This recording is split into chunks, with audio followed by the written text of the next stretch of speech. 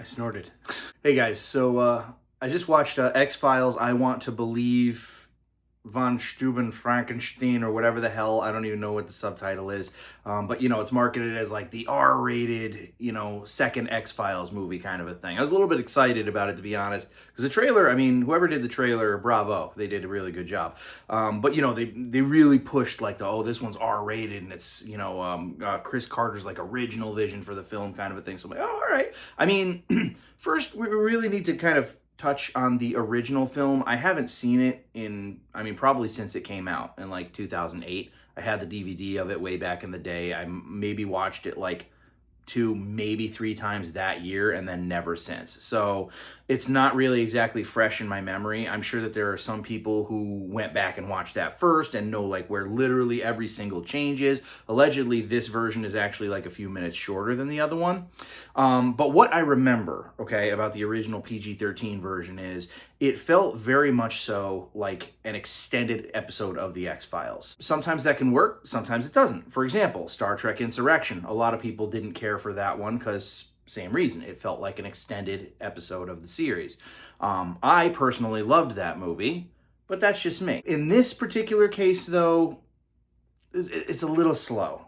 It felt like it would make actually a pretty solid, like, 45-minute episode of The X-Files, not a, almost 2-hour long movie. I mean, I know that the show had been kind of like off the air or finished for about 6 years when the movie came out, so they really wanted to spend a lot of time with, like, what Mulder and Scully were doing and, like, where their lives were taking them and stuff. So there were a lot that felt more like kind of a drama and a procedural, and like I said, the creepy X-Files shit was kind of sparse within all of that. If I remember correctly, okay, I believe there is an opening scene that starts with an abduction. I don't recall it being in the original version. It might very well be. Let's put it this way: even if it was in the original version, I'm pretty sure that it was like trimmed down because the movie does open a little bit violently. If you're thinking that this is going to be like, a really R-rated movie, it's not. It's like the most R-rated shit basically bookend the film.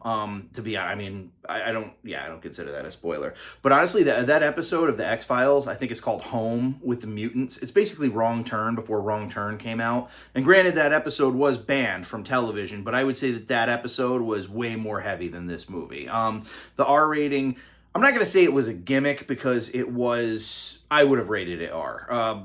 Particularly in the ending, there is a lot more gore and like creepy shit. In fact, I think that to do a fair review for this, oh no, my Queen Alien.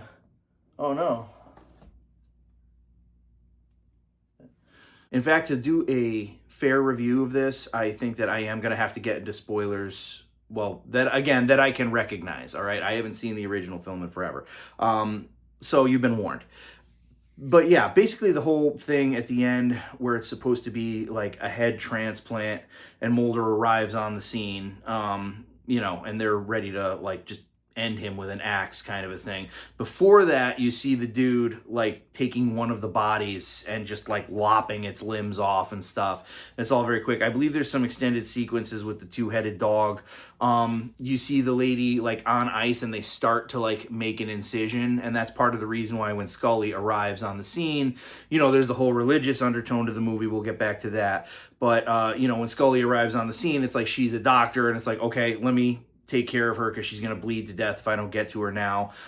There's a lot more with the dude's severed head. In fact, there's a scene, I don't think it was in the original, where you see his head on ice and it actually like blinks, and I was like, that was freaking creepy. The ending of the film is very much R-rated, and I don't doubt that it was it doesn't feel gimmicky like what was it? The extended version of The Hobbit, The Battle of the Five Armies, was rated R, and it's like, what, The Hobbit?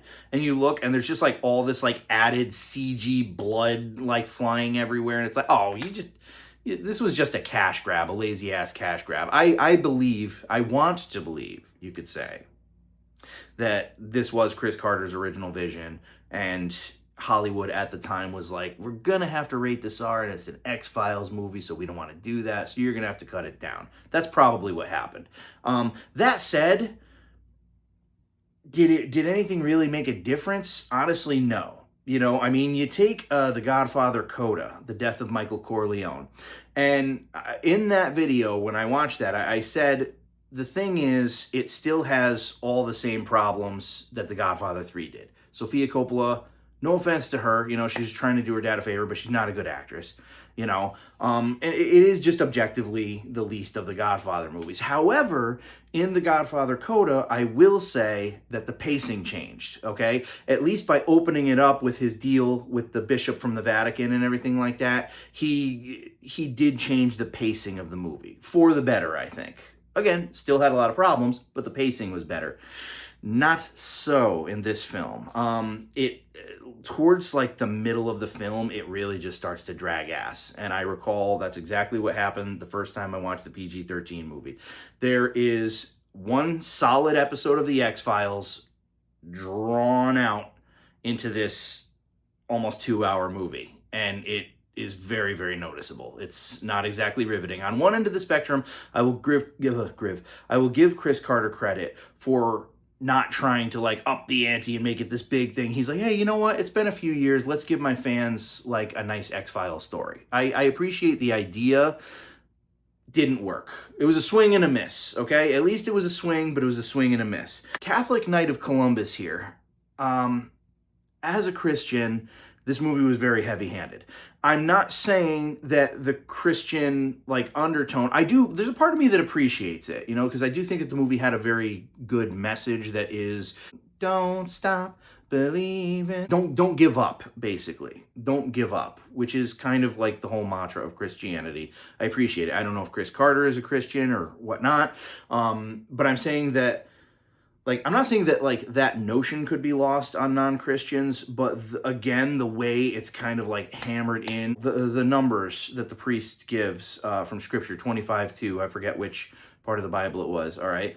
But that's how she finds Mulder at the end of the movie. Like, that's cool, you know?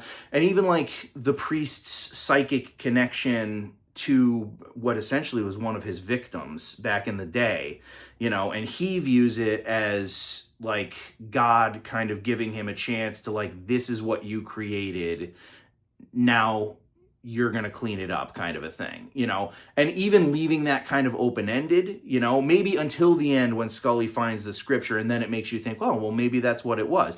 That would have been cool. But there was a lot, and particularly at the end, of like talking about what the priest said to her about don't give up. And I don't know, they might have even extended it for this version. I don't know, maybe that's how it was in the original, but like it went on. There was like this epilogue that went on just way too long. It's like, bro, we get it.